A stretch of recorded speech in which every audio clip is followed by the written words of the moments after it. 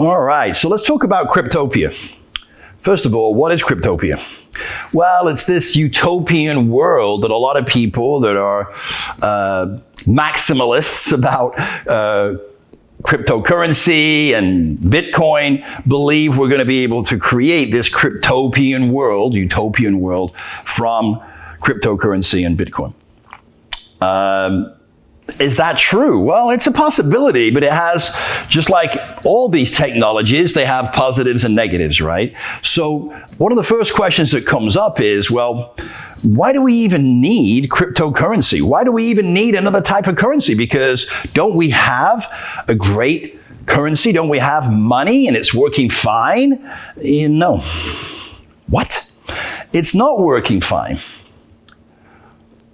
It's not a system that creates equity. It's not a system that is equitable.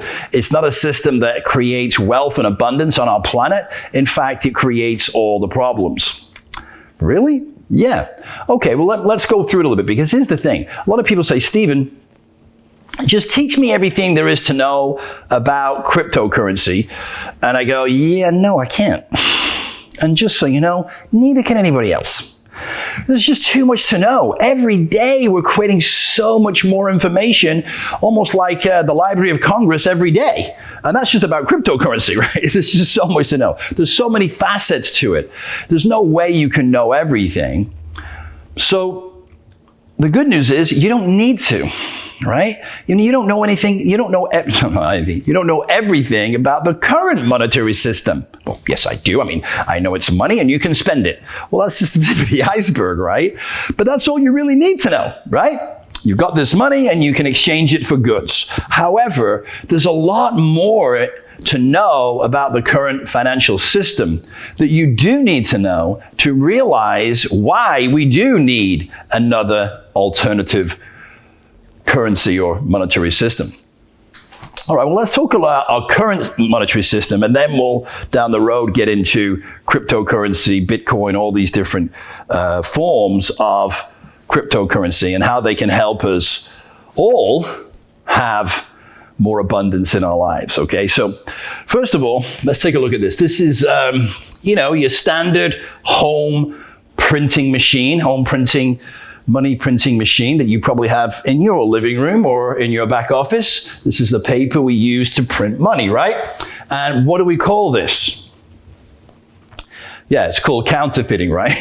And what is the result of counterfeiting? That's exactly right. You go to prison, all right? So that's illegal counterfeiting.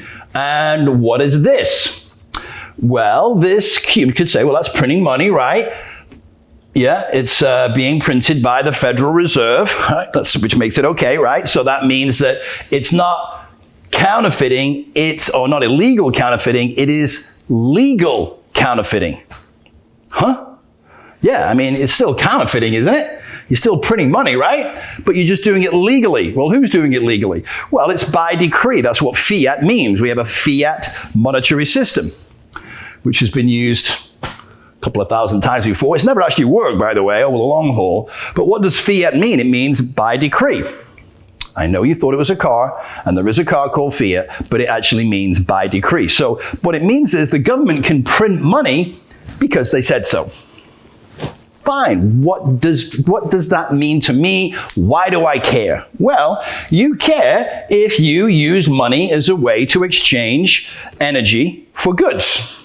If you spend money and you buy goods with your money, which I'm assuming you do, then you should care, because when there's a certain amount of money in circulation, then that money can buy a certain amount of goods. But if you just pile in a lot more money into that pile, then what does that do to the value of the dollars already there? It diminishes their value, doesn't it? Now, how often do the government, by decree, print money and counterfeit legally? Just about 24/7, right? So every minute of every day, the value of the dollars in your pocket, in your wallet, in your bank account is diminishing, isn't it? And what do we call that? We call that counterfeiting, yes, legal counterfeiting, but we also call it inflation, don't we? Because every day the value of your dollar goes down, so it buys less and less and less, so you have to work harder and harder and harder and still can afford less. Now, listen, I said that this might get a little crazy. The further down the rabbit hole we go, the more crazy it's going to get. And here's what you'll soon discover. The more you learn, the less you know, right? So now we've got these dollars that are diminishing in value. That's called inflation. So how can we just print these dollars and then use them and spend them and get stuff for them? How do these dollars create value? Because it's not money. Okay, now you lost me again. Okay, and you were just catching up too, right? Sorry. So here's the thing. That's not money, it's debt. What? Because here's the thing. Every time they print this stuff, it has to make them money. And the way it makes them money is they lend it to you. And you pay that back with interest. Otherwise, none of this will work. The whole financial system is debt and will only work as long as the masses are in debt. So they take $100 and what do they pay back? They pay back the $100 plus the interest. And people are borrowing money left and right. Credit cards, their house, their car. It's totally reliant. The whole system would come to a grinding halt unless you were in debt. Unless you're in debt. So now, are there some people in debt, not in debt? Yeah. Very, very few. Most people are in debt, even wealthy people. What? Yes, even wealthy people. In fact, the wealthier people are, the more debt they have. Because what they figure out is how to make money work for them and make them money over and above the debt that they pay on the borrowed money. We're getting ahead of ourselves. But the bottom line is this. What's the consequence of printing money at home on your own personal printer? Well, first of all, your house is going to be a mess and you're going to spend a lot of money on ink.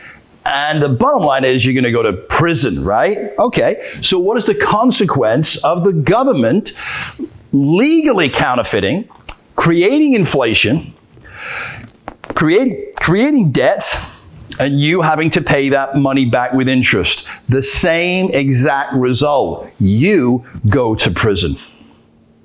What? Because you have to work hard. You have to get a job. You have to work hard. Probably do something you probably otherwise wouldn't do if you didn't have to. Make money to pay back the debt that you owe. And that is a form of prison.